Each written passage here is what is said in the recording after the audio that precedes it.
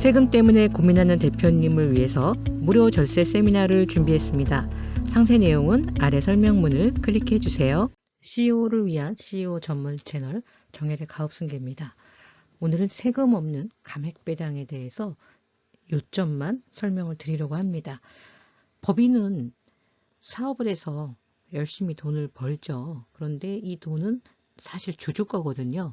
주주한테 어떻게 그 이익을 돌려주느냐에 따라서 주주가 받는 돈이 달라질 수밖에 없어요. 그 이유는 세금 때문이죠. 똑같은 돈을 법인에서 나갔는데 받는 주주는 세금을 제하고 받으니까 절세 전략을 어떻게 세우냐에 따라서 천차만별이 될 수 있습니다. 오늘은 그 중에서도 아예 세금이 없는 감액 배당에 대해서 설명드리도록 하겠습니다. 2013년 세법 개정안 후속 시행령에 나왔던 내용인데요. 자, 상법 461의 2에 따라서 자본준비금을 감액하여 배당하는 경우에는 과세 대상에서 제외한다. 자, 무슨 말이냐면 법인은 영업활동을 통해서 돈을 벌 수도 있고요. 또 우리의 주식을 통해서 돈을 벌 수도 있습니다. 영업활동은 잘 아시는 것처럼 매출이 일어나고 각종 비용을 쓰고 순수하게 그 해에 이익이 남죠. 자, 이것을 우리는 잉여금이라고 해요. 그런데 자본준비금은요, 영업활동을 통해서 번 돈은 아닙니다. 보통 대표님들 주식 투자를 하신다면 아실 텐데요.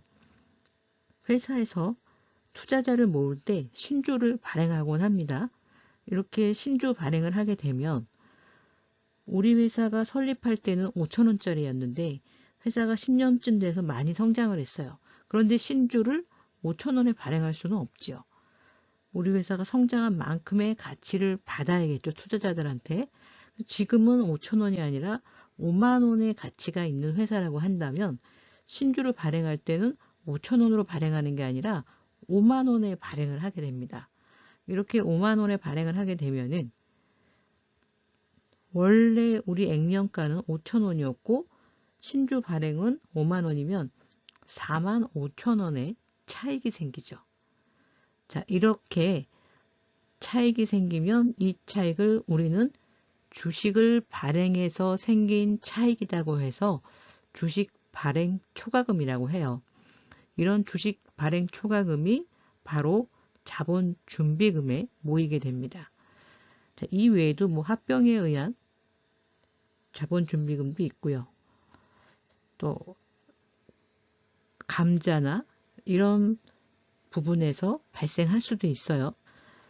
자, 어쨌든 우리 회사에 자본준비금이 있다고 한다면 자본금의 150%를 초과하는 자본준비금과 이익준비금에 대해서는 주주총회 결의에 의해서 준비금을 감액배당할 수 있다.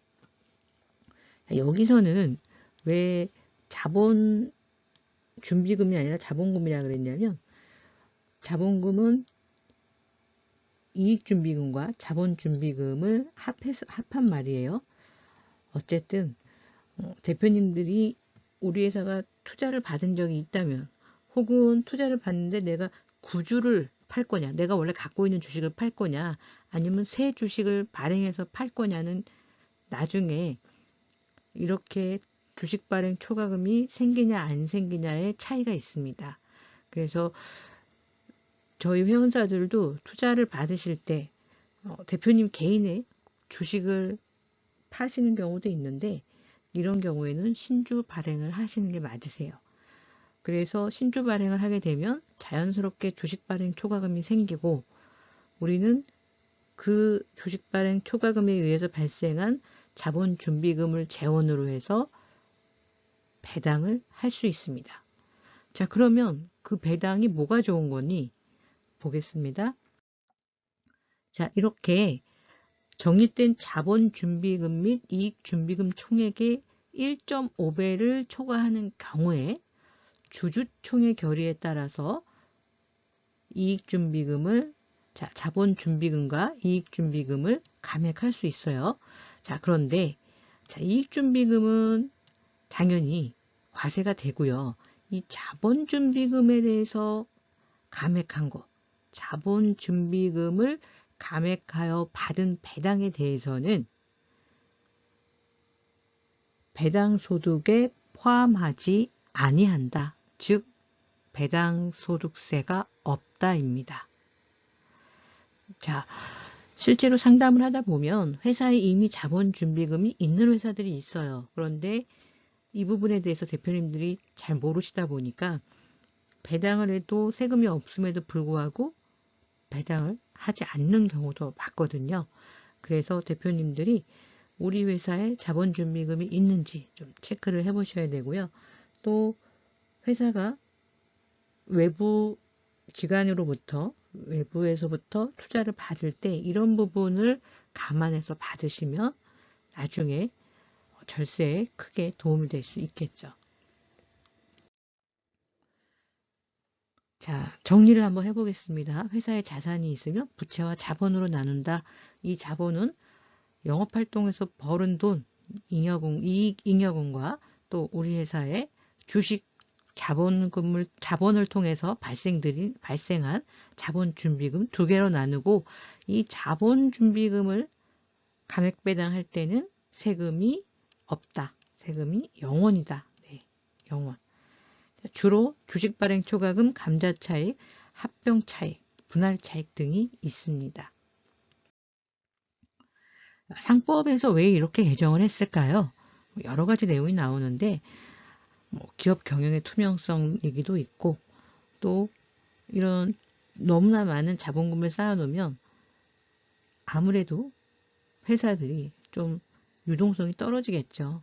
그러다 보니까 법정 준비금에 대해서 개선안을 발의를 한 거죠. 준비금에 과도한 준비금으로 해서 운영이 경직되지 않도록 했다. 그래서 과다한 준비금 회사가 그냥 갖고 있을 게 아니라 주주에게 분배할 수 있게 하는 것이 법의 취지입니다. 자, 그러면 세금을 한번 비교를 해보겠습니다. 우리가 급여 상여로 받았을 때 법인에서 10억이란 돈을 급여 상여로 받았을 때 실제 내가 갖고 받을 수 있는 거는 세금을 제하고 나면 4대 보험을 제하고 나면 5억 5천밖에 안 돼요. 배당은 6억 1천. 자, 주식을 양도했을 때는 7억 6천.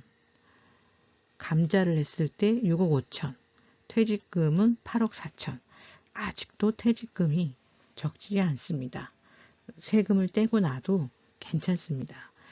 자, 그런데 여기서 중요한 게 이 양도나 퇴직금은 분리과세가 됐기 때문에 여기 종합소득세 부분에 아예 없죠.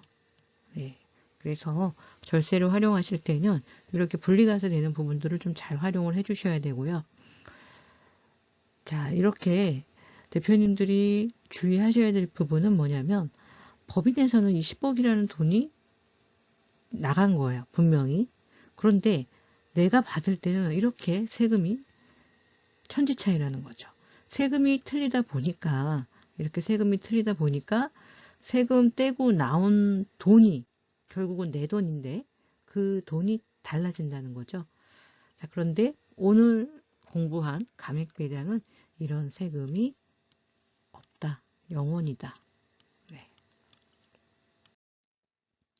우리 회사에 맞는 절세 플랜을 검토해보고 싶다면 저희 정혜래 가업승계 연구소에서 상세한 상담을 통해서 회사에 맞는 절세 플랜을 알려드리도록 하겠습니다. 감사합니다. 세금 때문에 고민하는 대표님을 위해서 무료 절세 세미나를 준비했습니다.